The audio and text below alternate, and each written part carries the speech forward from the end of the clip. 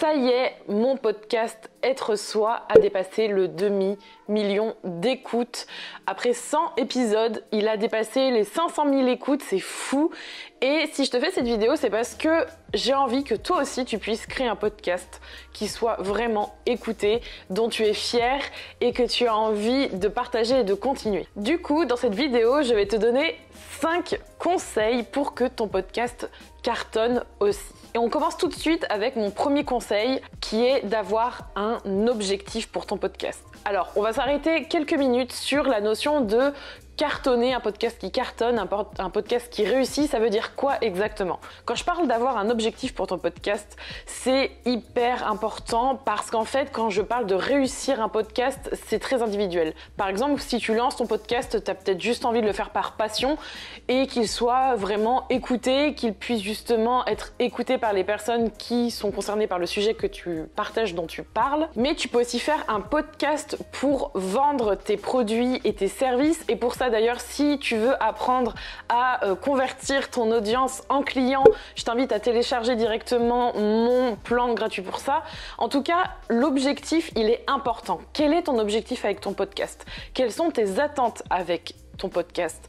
Tout simplement parce que quand tu vas le créer, que tu vas le diffuser, que tu vas le réaliser, plus tu sauras pourquoi tu le fais, plus tu auras la motivation, tu auras l'énergie, l'inspiration pour continuer de le faire régulièrement. Et si je dis ça, c'est parce qu'en fait, souvent les gens lancent un podcast comme ça par passion, surtout qu'en ce moment, il y en a beaucoup qui se lancent et j'ai quand même envie que tu puisses le faire pour les bonnes raisons. Donc, demande-toi quel est ton objectif, quelles sont tes attentes derrière ça. C'est vraiment un conseil important pour que justement tu puisses avoir un podcast qui fonctionne et qui réussit. Mon deuxième conseil pour avoir un podcast qui cartonne, c'est de parler de quelque chose que tu aimes. Comme je l'explique dans cette vidéo, le podcast, ça permet réellement de créer un lien avec ton audience. Contrairement à un blog où tu vas écrire, il y a quelque chose qui fait vraiment toute la différence et qui va créer du lien tout de suite quand tu vas écouter un épisode de podcast.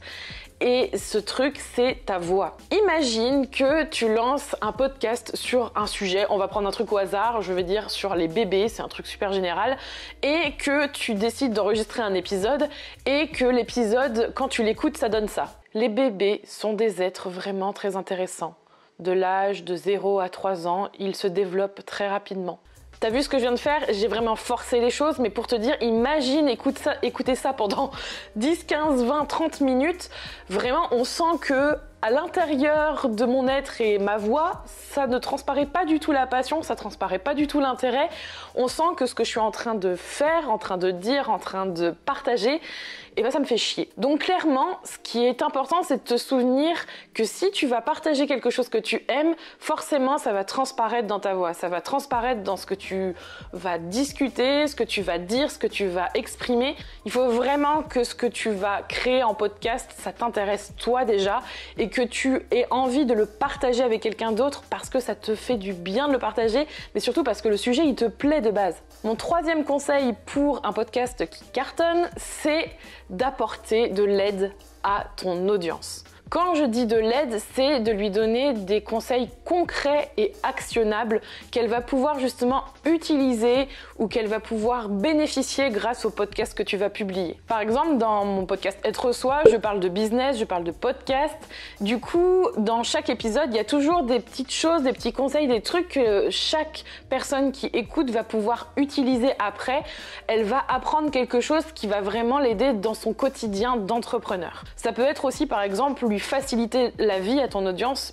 Par exemple, imagine que tu lui synthétises en 15 minutes grâce à un épisode, un livre qui lui aurait demandé entre, 6 et 10 heures à lire, c'est lui faciliter la vie. Donc, il faut vraiment que tu lui apportes quelque chose de concret et d'actionnable. C'est hyper important. Et plus tu seras généreuse avec ce que tu proposes dans tes épisodes, plus justement on te le rendra. C'est la règle, donner avant de chercher à recevoir. Quatrième conseil, il faut que tu cherches à exploiter ton podcast à 200%. Je dis ça parce qu'aujourd'hui, les plateformes de podcast, donc Apple Podcasts, Spotify, toutes les applications qui servent à écouter des podcasts, ne sont pas super optimisées pour en fait aider l'audience ou t'aider à ressortir par rapport à d'autres podcasts. En clair, ces applications, elles sont plus des catalogues, elles sont pas comme des moteurs de recherche, c'est très difficile de ressortir. Donc pour pouvoir gagner en visibilité et faire en sorte que ton podcast il soit vu et écouté surtout, il faut que tu utilises d'autres stratégies. Comme par exemple utiliser les réseaux sociaux pour inciter ton audience à venir écouter tes épisodes de podcast, utiliser un blog, un site web pour inciter ces personnes à écouter ton podcast. Tout ce qui te permettra de ramener une audience vers ton podcast doit être utilisé. C'est hyper important parce que se reposer uniquement sur les applications de podcast, c'est pas forcément la bonne chose à faire si tu veux justement que ton audience grandisse et que tu puisses justement avoir plus d'écoute et atteindre l'objectif que tu as décidé d'avoir pour ton podcast. Et mon 5e conseil, c'est de faire un podcast qui dure dans le temps.